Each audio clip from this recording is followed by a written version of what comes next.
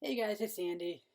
I just recently graduated from college with in the field of special education, and when it comes to being a future educator, I know it's very important for all teachers to be able to be open and mindful about all students and all their needs. But when it comes to special education, it seems to me that nowadays the teachers are becoming more and more less open to the idea of having special education students in the classrooms. And in this short video, I'll be talking about the overview of a topic called IDEA and what it covers, and just an overview of a very quick information tutorial about the topic.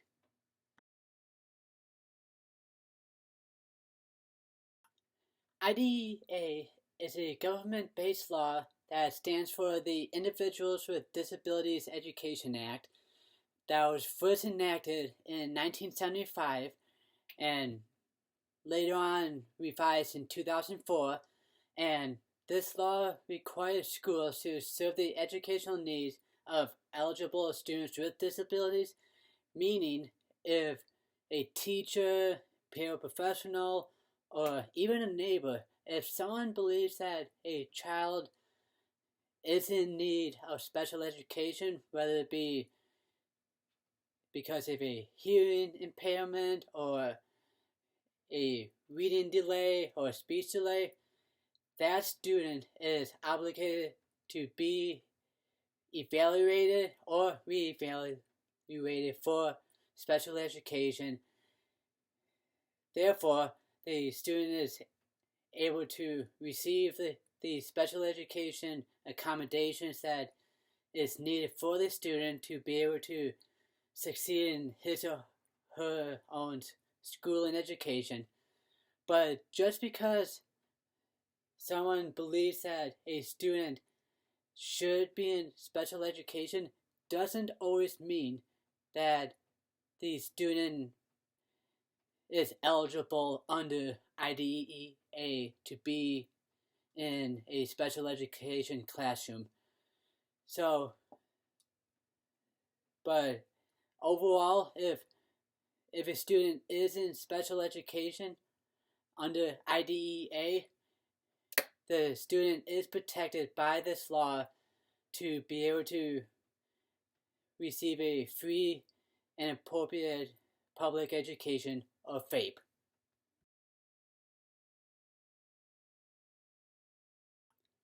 There are currently 13 categories that fit under IDEA, and they are as follows: autism, deaf and blindness, deafness, emotional disturbance, hearing impairment, intellectual impairment,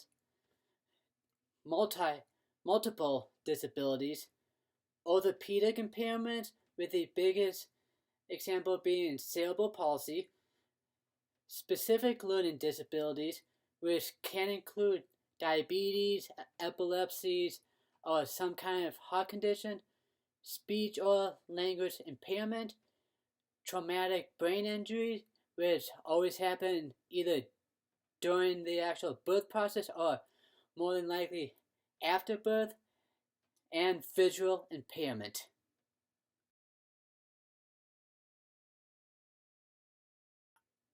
There are two main purposes of IDEA. The first purpose is to protect the right of the children who have disabilities. As I mentioned before, this is where the idea of FAPE comes in, which stands for Free and Appropriate Public Education. This means that even though a student might have a quote-unquote disability, they still have the right to be able to be in a general education classroom and have as much inclusion participation with the general education students as possible. So this will require that in the IEP or individual education program that the student has, for students to be able to have any accommodations needed to be able to be included in the general education classroom. And the second purpose is to give the parents a voice in the children's education. So if parents feel that their children doesn't need special education, even though a teacher or a paraprofessional or anyone strongly suggests that they do, the parents do have the right to opt out of any assessments or special education in general needs, and have the student fully and only be in the general education program.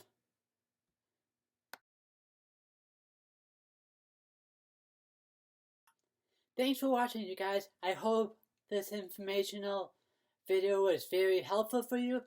If you guys want any more information, I have a list of websites at the end of this video, or I do have the websites in the description down below, so you are able to click on those to find any more information. So if you ever do have a special education student in your classroom, now you have the simple information that is needed with IDEA. And with that being said, I hope all the future educators are ready to teach, and good luck in the future.